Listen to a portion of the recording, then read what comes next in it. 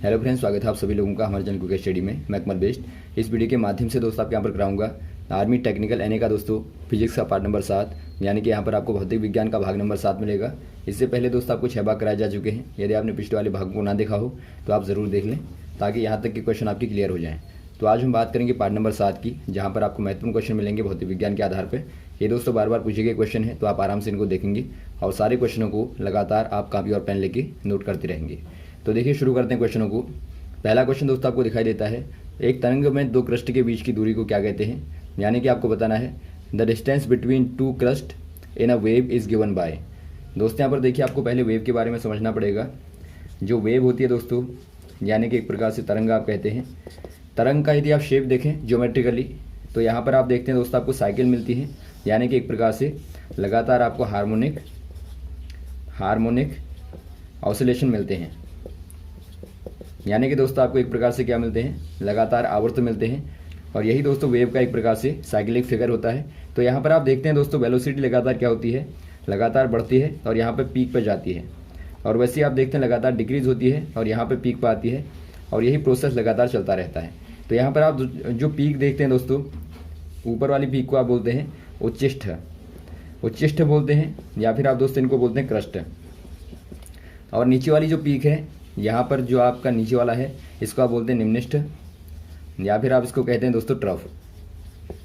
तो यहाँ पर जो क्वेश्चन पूछा गया है, आपको दो प्रश्नों के बीच की दूरी पूछा गया है, यानी कि दोस्तों आपको दो उच्चिष्ठों के बीच की दूरी को पूछा गया है, क्या कहते हैं। यानी यहाँ से लेके यहाँ तक जो दूरी है, आप इसको क्या कहेंगे। इसको दोस्तों आप कहते हैं वेवलेंथ। आप इसको कहेंगे वेवलेंथ, यानी कि आप इसको कहते हैं दोस्तों तरंग दैर्ध्य। तो ऑप्शन नंबर आपका डी वाला हो जाएगा, तरंग दैर्ध्य आप कहेंगे। और यहाँ से लेके जो यहाँ तक की दूरी होती है, यानी कि दोस्तों आपका सरफेस से लेके पीक तक की जो डेस्टिनेशन होती है, दूरी होती है, इसको आप कहते हैं एम्पलीट्यूड कहेंगे, यानी कि दोस्तों आयाम कहते हैं तरंग का। और यहाँ से लेके यहाँ तक जाने में जो टाइम लगता है दोस्तों, जो समय टेकन होता है, पीरियड होता है, उसको आप कहते हैं टाइम पीरियड कहते हैं, यानी कि आवर्तकाल कहते हैं। और जो नंबर ऑफ साइकिल होते हैं पर सेकंड में नंबर ऑफ साइकिल जो होते हैं दोस्तों, इनको सारे आप नोट कर लेंगे। नंबर ऑफ जो साइकिल होते हैं, इनको आप कहते हैं फ्रीक्वेंसी, यानी कि आवृत्ति आप कहते हैं। तो यहाँ पर देखिए, साइकिलों की संख्या आवृत्ति कहलाती है। साइकिल को पूरा करने में जो टाइम टेकन होता है, यानी कि एक प्रकार से आप कहेंगे एक तरंग दैर्ध्य को चलने में जो समय लगता है, उसको आप टाइम पीरियड कहते हैं। और यहाँ से लेके यहाँ तक की दूरी, या फिर दोस्तों आप कहें निम्नष्ट से लेके निम्नष्ट तक की दूरी, यानी कि यहाँ से लेके यहाँ तक की दूरी, ये दोस्तों तरंग दैर्ध्य कहलाती है, यानी कि वेवलेंथ कहलाती है। तो यहाँ पर आप टिक कर देंगे डी वाले में। अगला क्वेश्चन देखिए दोस्तों, तैलीय पृष्ठ पर पानी की बूंदें नहीं चिपकती क्यों।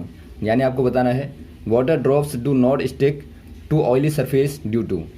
यहाँ पर दोस्तों आप समझेंगे, बार बार क्वेश्चन आता है। आपके पास में दोस्तों एक प्रकार से यहाँ पर वाटर है, या फिर आपके यहाँ वाटर ड्रॉप है दोस्तों, और यहाँ पर मान लीजिए आपके पास में ऑयल ड्रॉप है, यानी कि तेल की बूंद है, और यहाँ पे पानी है, पानी की बूंद है। तो आप देखते हैं दोस्तों आपस में क्या करते हैं, स्टिक नहीं होते, यानी कि एक प्रकार से आपस में नहीं चिपकते हैं। ऐसा क्यों होता है आपको बताना है। यहाँ पर दोस्तों आपके पास में देखिए दो पदार्थ हैं, यानी कि आपके पास में ये सबस्टेंस अलग है, ये दोस्तों आपका सबस्टेंस अलग है, यानी कि डिफरेंट सबस्टेंस हैं। और यहाँ पर आपने दो प्रकार के फोर्सों को पढ़ा होगा दोस्तों। एक फोर्स होता है कोहेसिव फोर्स होता है, यानी कि आप इसको बोलते हैं ससंजक बल कहते हैं। दूसरा आपका होता है अधेसिव फोर्स, यानी कि दोस्तों आप इसको कहते हैं आसंजक बल और ससंजक दो प्रकार के बल होते हैं। यहाँ पर देखिए दोस्तों, जो आपके ससंजक बल होते हैं, ये समान पदार्थों के मॉलिक्यूलों के बीच में लगते हैं। दोबारा से आप सुनेंगे, ये दोस्तों आपके समान पदार्थों के मॉलिक्यूल्स यानी कि अणुओं के बीच में लगने वाला फोर्स होता है ससंजक बल, यानी कि कोहेसिव फोर्स। आपने देखा होगा, माना आप दो ड्रॉपें लें वाटर की, यानी कि पानी की दो बूंदें लें, या फिर दोस्तों आप दो तेल की बूंदें लें ऑयल की, तो आप देखेंगे आपस में चिपक जाते हैं। यानी कि यहाँ पर जो फोर्स लगेगा दोस्तों, जो इनको चिपकाने वाला फोर्स है, आप इसको कह सकते हैं म्यूचुअल फोर्स कह सकते हैं, या फिर आप दोस्तों म्यूचुअल अट्रैक्शन फोर्स कह सकते हैं। तो यहाँ पर जो आकर्षण बल होता है दोनों को चिपकाने वाला समान पदार्थों में, ये दोस्तों ससंजक बल कहलाता है, यानी कि कोहेसिव फोर्स कहलाता है। लेकिन यदि आप बात करें, माना आपके पास में है ग्लास, आपने लिया यहाँ पर ग्लास की एक छड़ को लिया, और आपने पानी में दोस्तों इसको डुबोया और ऊपर उठाते हैं, तो आप देखते हैं कि यहाँ पर थोड़ा सा ड्रॉप पानी की चिपकी रहती है। तो यहाँ पर जो पानी को चिपकाने वाला है दोस्तों ग्लास के साथ में, आप देखते हैं ग्लास अलग प्रकार का सबस्टेंस है, यानी अलग पदार्थ है, और पानी अलग पदार्थ है। तो दोनों को चिपकाने वाला जो फोर्स होता है, ऐसे वाले फोर्स को दोस्तों आप एडहेसिव फोर्स कहते हैं, यानी कि आसंजक बल कहते हैं। यानी आप फाइनली देखते हैं यहाँ पर जो एडहेसिव फोर्स होता है, डिफरेंट सबस्टेंस के बीच में लगने वाला फोर्स होता है। तो यहाँ पर देखिए दोस्तों, चूंकि अलग अलग पदार्थ हैं, तो यहाँ पर कौन सा फोर्स लगना चाहिए, यहाँ पर आपका लगना चाहिए एडहेसिव फोर्स। तो यहाँ पर दोस्तों आपका एडहेसिव फोर्स यानी कि जो आसंजक बल है, आसंजक बल न लगने के कारण, या फिर आप कहें दोस्तों लैक ऑफ एडहेसिव फोर्स, यहाँ पर ये आपस में नहीं चिपकते। यानी कि यहाँ पर जो आसंजक बल का अभाव होता है, उसी के कारण ये आपस में नहीं चिपक पाते हैं। तो ऑप्शन नंबर पहले वाले में आप टिक कर देंगे, लैक ऑफ एडहेसिव फोर्स। अगला क्वेश्चन देखिए दोस्तों, एक लड़की झूले पर बैठ के झूला झूल रही है, उसके खड़े हो जाने पर झूले के आवर्तकाल पर क्या प्रभाव पड़ेगा।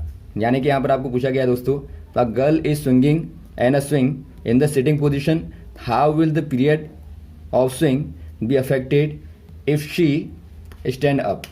यहाँ पर देखिए दोस्तों, आपको क्या दिया है, आपको कोई स्विंग दिया है, यानी कि कोई झूला दिया है दोस्तों। आप झूले को एक प्रकार से पेंडुलम की तरह देखेंगे। जो पेंडुलम होता है, पेंडुलम यानी कि दोस्तों लोलक जो होता है, आप लोलक की तरह ही देखेंगे। लोलक में क्या होता है दोस्तों, यहाँ पर आप कोई सरफेस लेते हैं, आधार लेते हैं, और यहाँ से एक लेंथ लेके दोस्तों, एक डोरी लेके आप यहाँ पे बांध देते हैं एक मास को। ये आपके पास में मास है, कोई द्रव्यमान है, और द्रव्यमान कहाँ से बनता है दोस्तों, ये आपका यहाँ से बनता है। यानी कि जो सेंटर ऑफ ग्रेविटी होगी, सेंटर ऑफ ग्रेविटी, यानी कि दोस्तों आप इसको बोलते हैं गुरुत्व केंद्र। जो गुरुत्व केंद्र होता है, यानी कि सेंटर ऑफ ग्रेविटी होती है, वहाँ से आप ऑब्जेक्ट को बांधते हैं, यानी कि मास को बांधते हैं। यानी कि आप मास को यहाँ से नहीं बांधेंगे, ना यहाँ से बांधेंगे, बल्कि यहाँ से आप बांधेंगे। फॉर एग्जाम्पल आप देखें दोस्तों, आपके पास में कोई बॉडी है इस प्रकार की, यूनिफॉर्म बॉडी है, तो इसका जो सेंटर ऑफ ग्रेविटी होगा कहाँ पर होगा, यहाँ पर होगा। सेंटर ऑफ ग्रेविटी का मतलब क्या होता है दोस्तों, माना आपके पास में कोई ऑब्जेक्ट का आपको सेंटर ऑफ ग्रेविटी बतानी है, तो सेंटर ऑफ ग्रेविटी जो होती है, ये कहती है कि body all mass concentrate at the point of centre of gravity. यानी कि जो आपका बॉडी का सेंटर ऑफ ग्रेविटी होती है, एक प्रकार से ऐसी वाली पॉइंट होता है दोस्तों, जहां पर बॉडी का सारा मास यानी कि सारा द्रव्यमान लगभग कॉन्सेंट्रेट होता है, या फिर आप कहें केंद्रित होता है। माना आपके पास में कोई यूनिफॉर्म बॉडी है, तो इसका सेंटर ऑफ ग्रेविटी कहाँ पर होगा, इसका सेंटर ऑफ ग्रेविटी दोस्तों सेंटर पर होगा, जहाँ पर लगभग पूरा द्रव्यमान केंद्रित होगा। यानी आप यहाँ से उठाएंगे बॉडी को तो यूनिफॉर्मली उठेगी। यदि आप यहाँ से उठाएंगे दोस्तों तो नीचे को डाउन हो जाएगी, यहाँ से उठाएंगे डाउन हो जाएगी, लेकिन यहाँ से उठाने में एकदम समान रूप से उठेगी। और वैसे आप बॉडी ऐसी ले लें, यानी कि यहाँ पर आप अनयूनिफॉर्म वाली बॉडी ले लें, यहाँ पर देखिए ज़्यादा है, यहाँ पर नीचे को कम है, तो इसका सेंटर ऑफ ग्रेविटी बीच में होकर दोस्तों यहाँ पर हो जाएगा, ऊपर हो जाएगा, क्योंकि आप देखते हैं कि बॉडी आपकी इस प्रकार से है। यानी कि आप जब यहाँ पे ऐसी वाली बॉडी को लटकाएंगे तो आपको इस प्रकार से बॉडी को लटकाना पड़ेगा। तो आपको समझ में आ गया होगा जो आपका CG है, यानी सेंटर ऑफ ग्रेविटी है, वो क्या होती है। तो यहाँ पर देखिए जो क्वेश्चन है सेंटर ऑफ ग्रेविटी के आधार पर ही है, क्योंकि दोस्तों आप जानते हैं जो पेंडुलम होता है उसकी लेंथ L होती है, मास M होता है, और यहाँ पर गुरुत्वीय त्वरण का मान G आप मान लेते हैं, यानी ग्रेविटी को। तो यहाँ पर जो टाइम पीरियड होता है, जो यहाँ पर आपको पीरियड पूछा गया है, पीरियड या फिर आप कहें टाइम पीरियड जो होता है दोस्तों, यानी आवर्तकाल जो होता है, आवर्तकाल बराबर क्या होता है दोस्तों, T बराबर होता है 2π√L/G। तो यहाँ पर आपकी लेंथ क्या है दोस्तों, लेंथ है मास की और आधार के बीच की, यानी कि जो आपने बांधा है और वहाँ से लेके सेंटर ऑफ ग्रेविटी के बीच की दूरी दोस्तों आपकी L है। तो यहाँ पर आप देखते हैं यदि पोजीशन यहाँ पे है तो लेंथ L है। अब देखिए दोस्तों यहाँ पर क्या कंडीशन दी गई है, जो लड़की पहले बैठी थी बाद में खड़ी हो जाती है, यानी कि ऐसी वाली पोजीशन में आ जाती है। तो यहाँ पर क्या होगा दोस्तों, जो सेंटर ऑफ ग्रेविटी यहाँ पे थी, खड़े हो जाने पर यहाँ पर सेंटर ऑफ ग्रेविटी शिफ्ट हो जाएगी। तो इससे क्या हो जाएगा, जो लेंथ है दोस्तों, अब यहाँ पर आपको बॉडी को यहाँ पर न बांध के यहाँ पे लेना पड़ेगा, यानी कि जो लेंथ होगी वो दोस्तों पहले की तुलना में डिक्रीज हो जाएगी। यहाँ पर आप क्लियर देखते हैं जो आपका L है वो बड़ा है पहला वाला, और बाद वाला L छोटा है। तो यहाँ पर ये कंडीशन आ जाती है। और यहाँ पर आप क्लियर देखते हैं जो लेंथ होती है दोस्तों टाइम पीरियड की क्या होती है, डायरेक्टली प्रोपोर्शनल होती है, यानी कि अनुक्रमानुपाती होती है। अनुक्रमानुपाती होने के केस में क्या होता है दोस्तों, यदि आप लेंथ को घटाएंगे तो टाइम पीरियड भी कम हो जाएगा, यानी कि शॉर्टर हो जाएगा। तो यहाँ पर आप देखते हैं यदि आपकी लेंथ कम होती है तो जो झूला होगा पहले की तुलना में ज़्यादा फास्ट करेगा, झूलेगा, यानी कि फास्ट झूलेगा दोस्तों, तो टाइम पीरियड क्या हो जाएगा, वहाँ पे कम हो जाएगा। तो यहाँ पर आप कह देंगे दोस्तों पीरियड विल बी शॉर्टर, यानी कि आवर्त छोटे हो जाएंगे। तो ऑप्शन नंबर ए वाला सही हो जाएगा। और एक क्वेश्चन दोस्तों आप कॉन्सेप्ट तैयार कर लेंगे, अलग अलग प्रकार से क्वेश्चन पूछा जाता है, आप इसको नोट कर लेंगे। अगला क्वेश्चन देखिए दोस्तों, momentum P in the form of kinetic energy KE, यानी कि आपको दोस्तों काइनेटिक एनर्जी या फिर आप कहें गतिज ऊर्जा के रूप में दोस्तों मोमेंटम यानी कि संवेग को लिखना है। आप जानते हैं दोस्तों संवेग बराबर क्या होता है, संवेग P बराबर होता है mv, यानी कि द्रव्यमान गुणा वेलोसिटी होता है, द्रव्यमान गुणा वेग होता है। और जो काइनेटिक एनर्जी होती है यानी कि एक प्रकार से जो गतिज ऊर्जा होती है दोस्तों 1/2 mv² होती है, यानी कि द्रव्यमान गुणा वेग का स्क्वायर होती है, और हाफ आप आगे कर देते हैं। तो यहाँ पर दोस्तों आपको काइनेटिक एनर्जी को मोमेंटम के फॉर्म में लिखना है, यानी कि संवेग के रूप में लिखना है। तो यहाँ पर आप क्या करेंगे, काइनेटिक एनर्जी बराबर क्या कर देंगे दोस्तों 1/2 mv² में आप गुणा कर देंगे m/m का, यानी कि आप m से गुणा कर देंगे और m से दोस्तों भाग दे देंगे। तो यहाँ पर क्या फॉर्म बनेगा 1/2 m का गुणा m से करेंगे तो m² हो जाएगा v² और बट्टा m। तो यहाँ पर आप क्लियर देखते हैं दोस्तों, यदि आप चाहें तो आप क्या करेंगे 1/2 m² v² को लिख सकते हैं mv का होल स्क्वायर, और बट्टे में है 2 गुणा m, तो बराबर क्या हो जाएगा 1/2। तो यहाँ पर आप क्या करेंगे दोस्तों mv के स्थान पर आप रिप्लेस कर देंगे p के द्वारा, तो यहाँ पर p² हो जाएगा और बट्टा m, यानी कि यहाँ पर आपको मिलता है p² बट्टा 2m। यही दोस्तों आपका डेरिवेशन हो जाएगा दोनों के बीच में। तो ऑप्शन नंबर कौन सा होता है, ऑप्शन नंबर आपको सी वाला दिखाई देता है। देखिए काइनेटिक एनर्जी KE बराबर p²/2m, तो यहाँ पर आप टिक कर देंगे। तो अगला क्वेश्चन देखिए दोस्तों, 2 केशनलियाँ पानी में डुबोई गई हैं जिनके अलग अलग व्यास हैं, पानी किसमें अधिक ऊपर तक चढ़ेगा आपको बताना है। यानी कि आपको पूछा गया है 2 capillary tubes of different diameters are dipped in water, the rise of water is higher in. दोस्तों यहाँ पर देखिए आपको क्या दिया है, पानी में 2 कैपिलरियाँ दोस्तों डुबोई गई हैं, यहाँ पे एक का व्यास ज़्यादा है एक का व्यास कम है, यानी कि आप कहेंगे इसका डायामीटर दोस्तों ज़्यादा है यानी कि ग्रेटर है इसकी तुलना में, यानी कि यहाँ पर आपका व्यास जो होता है, व्यास आप जानते होंगे जो कि परिधि से लेकर परिधि तक की दूरी होती है जो केंद्र से होकर जाती है, यानी कि दोस्तों आपका सर्कमफ्रेंस और सर्कमफ्रेंस के बीच की दूरी जो होती है दोस्तों डायमीटर कहलाती है। तो यहाँ पर देखिए जो डायमीटर होता है यहाँ का छोटा है यहाँ का बड़ा है, तो आपको बताना जो पानी राइज करेगा यानी जो पानी ऊपर की ओर चढ़ेगा वो ज़्यादा कहाँ चढ़ेगा। पहले दोस्तों यहाँ पर आप देखिए कैपिलरी को देख लेंगे, समझ लेंगे क्या है। जो कैपिलरिटी होती है दोस्तों, कैपिलरिटी होती है यानी कि केशकत्व आप कहते हैं। केशकत्व होता क्या है, आपने देखा होगा दोस्तों एक लैंप को देखा होगा, आप लैंप में देखते हैं यहाँ से आपने बाती को लगा रखा है और यहाँ पर आपका तेल होता है, तो ऊपर की ओर चढ़ते चढ़ते यहाँ बाती जलती है, यानी कि तेल यहाँ तक पहुँच जाता है एक बत्ती के माध्यम से। तो यहाँ पर आप जो बाती होती है दोस्तों वहाँ पर देखें तो छोटी छोटी कैपिलरीज होती हैं यानी केशनलियाँ होती हैं। तो केशनलियों के माध्यम से ही क्या करता है लिक्विड धीरे धीरे ऊपर की ओर चढ़ता रहता है और यहाँ तक पहुँच जाता है। तो यही कंडीशन दोस्तों यहाँ पे केशकत्व कहलाती है। यानी एक प्रकार से जो केशकत्व का गुण होता है दोस्तों, ये एक प्रकार से आपका अधेसिव फोर्स ही होता है, जो आपने थोड़ी देर पहले पढ़ा था अधेसिव फोर्स। अधेसिव फोर्स मतलब दोस्तों आपका आसन्न जो बल होता है, आसन्न बल के कारण ही ऐसा होता है। यदि आप देखें एक ग्लास आपके पास में यहाँ पे है और यहाँ पर दोस्तों आपके पास में वाटर है, यानी कि आपके पास में पानी है, तो आप देखते हैं वाटर क्या है दोस्तों डिफरेंट प्रकार का सबस्टेंस है और ग्लास आपका अलग प्रकार का सबस्टेंस है, यानी कि अलग अलग पदार्थ हैं। तो आपस में दोनों के क्या होता है एक प्रकार से अट्रैक्शन होता है यानी कि आकर्षण होता है, और इसी बल के कारण दोस्तों पानी ऊपर की ओर खींचता जाता है। तो यहाँ पर देखिए जो कैपिलरिटी होती है, कैपिलरिटी में जो हाइट होती है दोस्तों वो हाइट डिपेंड करती है रेडियस के स्मॉल होने पे, यानी आप कह सकते हैं जो हाइट होती है दोस्तों वो इनवर्स होती है, इनवर्स यानी कि व्युत्क्रम होती है, व्युत्क्रम होती है दोस्तों रेडियस के, यानी कि जो रेडियस होती है कैपिलरी में जो त्रिज्या होती है दोस्तों त्रिज्या के व्युत्क्रम में होती है। यानी त्रिज्या जितनी छोटी होगी दोस्तों पानी का जो लेवल होगा राइजिंग लेवल होगा दोस्तों उतना ही हायर होगा उतना ही ज़्यादा होगा। तो यहाँ पर आप क्लियर देखते हैं जो आपका छोटा वाला है वहाँ पर ज़्यादा पानी राइज करेगा। तो ऑप्शन नंबर आप कह देंगे स्मॉलर डायमीटर ए वाले में। अगला क्वेश्चन देखिए दोस्तों, यदि द्रव एक ठोस पृष्ठ को गीला करता है तो स्पर्श कोण होगा, यानी कि आपको बताना है if a liquid wets a solid surface the angle of contact is. थोड़ा सा यहाँ पर आप समझेंगे दोस्तों, जो एंगल ऑफ कॉन्टैक्ट होता है, एंगल ऑफ कॉन्टैक्ट यानी कि आप इसको बोलते हैं स्पर्श कोण। स्पर्श कोण होता क्या है पहले आप इसको समझेंगे। आप यहाँ पे 3 सरफेस ले लेंगे दोस्तों। यहाँ पर सॉलिड आपके पास में सरफेस है, यानी कि आपके पास में दोस्तों ठोस क्या है, पृष्ठ हैं। तो ऊपर से आप पानी की ड्रॉप ले लें। ये पानी की ड्रॉप है पहले केस में, ये सेकंड केस में है, और ये दोस्तों आपका थर्ड केस में है। तो यहाँ पर आप देखते हैं पहले केस में क्या है दोस्तों, जो सरफेस और edge of tangent of liquid, यानी कि जो यहाँ पर पानी है दोस्तों, लिक्विड कहें या फिर आप वाटर कहें, यानी कि आप कहेंगे दोस्तों जो सरफेस और टेंजेंट के बीच का कोण बनता है, इसे ही दोस्तों आप क्या कहते हैं, आप इसी को बोलते हैं कॉन्टैक्ट कोण, कॉन्टैक्ट एंगल बोलते हैं, यानी कि स्पर्श कोण बोलते हैं। तो यहाँ पर आप देखते हैं कितना है दोस्तों, ये आपका 90 डिग्री से छोटा है। ये वाला देखते हैं आप, क्लियर दिखता है आपको, 90 डिग्री से छोटा है, यानी कि लेस है।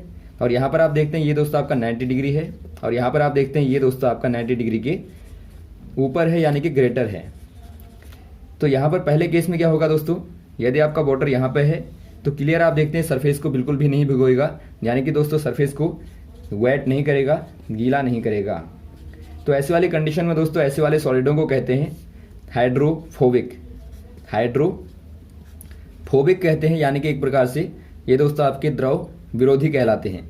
आपने देखा होगा दोस्तों कुछ पदार्थ होते हैं जो पानी में भिगोए नहीं जाते, यानी कि गीले नहीं हो पाते, तो ऐसे आपके हाइड्रोफोबिक कहलाते हैं। और यहाँ वाली कंडीशन देखते हैं दोस्तों, बिल्कुल अपोजिट है, यानी कि यहाँ पर जो पानी होगा वो सरफेस को भिगो देगा, यानी कि दोस्तों सरफेस को वेट कर देगा। तो ये कंडीशन कौन सी वाली होती है, जब एंगल आपका 90 डिग्री के ऊपर होगा, यानी ये दोस्तों आपके कहलाते हैं हाइड्रोफिलिक कहलाते हैं, यानी कि द्रव स्नेही कहलाते हैं। ये द्रव स्नेही कहलाते हैं दोस्तों, और ये द्रव विरोधी कहलाते हैं। ये दोस्तों आपने वहाँ भी देखा होगा, जब आप कपड़ों को देखते हैं, जो भीगते हैं दोस्तों उनको आप द्रव स्नेही कहेंगे, यानी कि हाइड्रोफिलिक कहेंगे, जो नहीं भीगते वो आपके हाइड्रोफोबिक कहलाते हैं। अब यहाँ पर देखिए तो कंडीशन कौन सी वाली हो जाएगी दोस्तों, यहाँ पर भिगोने में, गीला करने में, ये आपकी हो जाएगी ग्रेटर देन 90 डिग्री, यानी कि 90 डिग्री के ऊपर का कॉन्टैक्ट एंगल होगा। अगला क्वेश्चन देखिए दोस्तों, तापमान बढ़ाने पर किसी तरल का पृष्ठ तनाव क्या होता है, यानी आपको बताना है with the rise of temperature the surface tension of liquid. दोस्तों यहाँ पर पहले आप समझेंगे सरफेस टेंशन को। सरफेस टेंशन जो होता है, यानी कि पृष्ठ तनाव आप इसको कहते हैं। पृष्ठ तनाव ये दोस्तों एक प्रकार से लिक्विड का, यानी कि एक प्रकार से द्रवों का यांत्रिक गुण है, यानी कि मैकेनिकल प्रॉपर्टी होती है दोस्तों लिक्विड्स की, यानी कि तरलों का गुण होता है। यहाँ पर आप देखिए ये कौन सा वाला गुण होता है, आपने पानी की ड्रॉप को देखा होगा, ये दोस्तों स्फेरिकल शेप ले लेती है, यानी एक प्रकार से गोलाकार शेप ले लेती है। तो ये कैसे होता है, पानी की ड्रॉप में दोस्तों क्या होता है, अंदर की ओर, यानी कि एक प्रकार से सेंटर की ओर दोस्तों क्या लगता है, यहाँ पे खिंचाव बल लगता है, या फिर आप कहें दोस्तों एक प्रकार का टेंशन लगता है। टेंशन यानी कि तनाव लगता है, जो कि क्या करता है दोस्तों, कम से कम एरिया को घेरने का गुण रखता है। यानी कि पानी की ड्रॉप आपने छोड़ी तो वो दोस्तों कम से कम एरिया को घेरने के लिए अंदर की ओर सिकुड़ती है। तो यही आपका सरफेस टेंशन कहलाता है। अब माना आपने दोस्तों पानी को गर्म कर दिया, यानी कि टेम्परेचर को बढ़ा दिया, तो वहाँ पर क्या होगा दोस्तों, लिक्विड जो होगा पहले की तुलना में लाइटर हो जाएगा, यानी कि पतला हो जाएगा। और पतला होने से क्या होगा दोस्तों, ऑब्वियसली उसका जो सरफेस टेंशन होगा, यानी जो खिंचाव बल होगा अंदर की ओर का, वो दोस्तों कम हो जाएगा पहले के मुकाबले। यानी एक प्रकार से आप कह देंगे जो सरफेस टेंशन होगा दोस्तों पहले की तुलना में डिक्रीज हो जाएगा, यानी कि कम हो जाएगा। तो ऑप्शन नंबर कौन सा हो जाएगा, यहाँ पे बी वाला हो जाएगा, पहले की तुलना में दोस्तों घट जाएगा। और वही कंडीशन होती है दोस्तों यदि आप बात करें विस्कोसिटी की, यदि आप बात करें विस्कोसिटी की, यानी कि दोस्तों आप बात करें श्यानता की, तो श्यानता भी दोस्तों क्या होता है, ये आपका लिक्विड का और एयर का दोस्तों गुण होता है, यानी कि एक प्रकार से मैकेनिकल प्रॉपर्टी होती है लिक्विड और एयर की, यानी वायु और द्रव का दोस्तों यांत्रिक गुण होता है। तो यहाँ पर भी क्या होता है दोस्तों, जितना ज़्यादा गाढ़ा होगा द्रव, यानी जितना ज़्यादा डेंसर होगा, उतना ही ज़्यादा दोस्तों विस्कोसिटी होती है। और यदि आप गर्म कर देंगे तो आप देखते हैं पहले की तुलना में लाइटर हो जाएगा, पतला हो जाएगा। तो ये दोस्तों आपका विस्कोसिटी इसकी कम हो जाएगी, यानी कि पहले की तुलना में ज़्यादा तेज़ी के साथ दोस्तों फ्लो करेगा, यानी कि बहेगा। तो यदि आपको श्यानता पूछा जाए तो आप कह देंगे श्यानता भी दोस्तों कम हो जाएगी। अगला क्वेश्चन देखिए दोस्तों, गतिक लिफ्ट संबंधित है, यानी कि आपको बताना है dynamic lift is related to. यहाँ पर देखिए पहला आपको दिया बर्नौली थ्योरम, दूसरा आपको दिया आर्किमिडीज थ्योरम, तीसरा आपको दिया है इक्वेशन ऑफ कंटिन्यूटी, और फोर्थ वाला आपको दिया है पास्कल्स लॉ। पहले आप समझेंगे दोस्तों जो आपका डायनेमिक लिफ्ट होती है, डायनेमिक लिफ्ट होती क्या है। आपने एक गेंद को देखा होगा दोस्तों, यदि आप एक गेंद को यहाँ फेंकना चाहें, यहाँ से आप थ्रो करें दोस्तों, तो आप देखते हैं तो यहाँ पर आप दोस्तों गेंद को फेंकेंगे तो गेंद क्या करती है दोस्तों, या तो नीचे की ओर रोटेट करेगी या फिर ऊपर की ओर करेगी। यानी पहली कंडीशन आप ले लें, माना ये आपकी क्लॉकवाइज करती है, यानी क्लॉकवाइज करेगी तो आपको दोस्तों इस प्रकार से घूमती हुई दिखाई देगी। तो यहाँ घूमने से क्या होगा दोस्तों, इसके आसपास में जो एयर कांटेक्ट में है, दोस्तों, यानी कि जो वायु का स्पर्श है वो भी लगातार इधर की ओर घूमेगा। तो इससे घूमने से क्या होगा दोस्तों, जो नीचे का जो एयर का प्रेशर होगा, यानी कि यहाँ का जो एयर का प्रेशर होगा दोस्तों, यहाँ के मुकाबले क्या हो जाएगा, कम हो जाएगा, क्योंकि यहाँ से एयर हट जाएगी। और यहाँ पर दोस्तों आपका जो P1 होगा लेस देन हो जाएगा P2। और ऐसी कंडीशन में क्या होता है दोस्तों, प्रेशर अगर नीचे का कम हो गया ऊपर का ज़्यादा हो गया तो वस्तु नीचे की ओर ज़्यादा दब जाती है, यानी कि जो ऑब्जेक्ट होता है नीचे की ओर दोस्तों ज़्यादा दब जाता है। यानी आपने यहाँ फेंकना चाहा या फिर आपको यहाँ को आती हुई प्रतीत होती है तो ये दोस्तों यहाँ पे गिर जाएगी, यानी नीचे की ओर ज़्यादा दब जाएगी, क्योंकि due to less pressure in lower side. और सेकंड कंडीशन आपने दोस्तों, यदि आप ऊपर की ओर स्विंग करें, यदि ऊपर की ओर यहाँ पे देखें कि ऊपर की ओर रोटेट करेगी, तो ऐसी कंडीशन में क्या होगा, ऐसी कंडीशन में दोस्तों यहाँ का जो स्पर्श करने वाली एयर है, यानी कि कॉन्टैक्ट वाली एयर है, इसकी वेलोसिटी ऊपर की ओर ज़्यादा होगी और नीचे की ओर दोस्तों कम होगी। यानी कि यहाँ पर आप देखते हैं ऊपर की ओर दोस्तों वेलोसिटी का मान जो होगा, एयर का वेलोसिटी प्लस साथ में दोस्तों जो ये स्विंग कर रही है इसकी वेलोसिटी ऐड हो जाएगी, तो यहाँ वेलोसिटी ज़्यादा हो गई और नीचे वेलोसिटी दोस्तों लेस हो गई, कम हो गई। यानी यहाँ पर एक प्रकार से ये हो जाएगा। तो यहाँ पर आप देखते हैं नीचे वेलोसिटी कम होने से प्रेशर नीचे का ज़्यादा हो जाएगा, यानी P1 नीचे का प्रेशर ज़्यादा हो जाएगा ऊपर के प्रेशर के मुकाबले। तो ऐसी कंडीशन में क्या होता है दोस्तों, नीचे का प्रेशर ज़्यादा होने पर हमेशा ही वस्तु जो होती है ऊपर की ओर फ्लो करती है, यानी एक प्रकार से ऊपर की ओर दोस्तों क्या चाहती है, तैरना चाहती है, उड़ना चाहती है। तो ऐसी कंडीशन में क्या हो जाएगा, यदि आपके ऑब्जेक्ट यहाँ पर गिरने वाला है तो ऑब्जेक्ट थोड़ा सा ऊपर की ओर उठ जाएगा। तो ये जो ऊपर की ओर उठना या फिर नीचे की ओर जाना दोस्तों जो कहलाता है मेन पोजीशन के अपेक्षा, यानी कि इसकी तुलना में, यही आपका डायनेमिक लिफ्ट कहलाता है, यानी कि एक प्रकार से गतिक पतन या फिर आप कहें गतिक लिफ्ट कहलाता है। तो ये दोस्तों किसके साथ में संबंधित है, ये आपका बर्नौली थ्योरम के साथ में संबंधित है। आप जानते हैं जो बर्नौली थ्योरम कहती है, बर्नौली थ्योरम दोस्तों कंजर्वेशन ऑफ एनर्जी पर कार्य करती है, एनर्जी पे, यानी कि जो ऊर्जा होती है संरक्षित रहती है। ये क्वेश्चन भी बार बार आता है, आप याद रखेंगे, कंजर्वेशन ऑफ एनर्जी पे ही दोस्तों बर्नौली थ्योरम कार्य करती है। ये क्या कहती है, माना आपका यहाँ पे जो एनर्जी है 1/2 प्रेशर इंटू वेलोसिटी का स्क्वायर है, तो ये दोस्तों आपकी सेकंड वाली कंडीशन में 1/2 प्रेशर टू वेलोसिटी 2 स्क्वायर के बराबर होती है।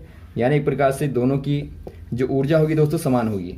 यानी यहाँ पर पहले केस में आपने देखा वेलोसिटी कम हो गई तो दोस्तों यहाँ पर प्रेशर जो होगा बढ़ जाएगा, और यदि आपकी यहाँ पर वेलोसिटी बढ़ गई V2 तो यहाँ प्रेशर जो होगा कम हो जाएगा। यानी दोनों कंडीशनों में जो ऊर्जा होगी वो क्या रहेगी दोस्तों, कंजर्व रहेगी, यानी संरक्षित रहेगी।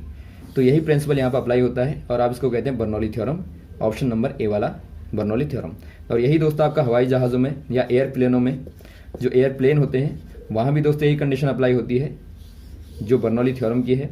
यानी यदि आप नीचे वाले प्रेशर को बढ़ा दें पंखों के माध्यम से, स्विंग के माध्यम से, और ऊपर वाले प्रेशर को घटा दें तो यहाँ पर दोस्तों जो एयरप्लेन होता है ऊपर की ओर फ्लो करने लगता है, यानी कि ऊपर की ओर दोस्तों उड़ने लगता है।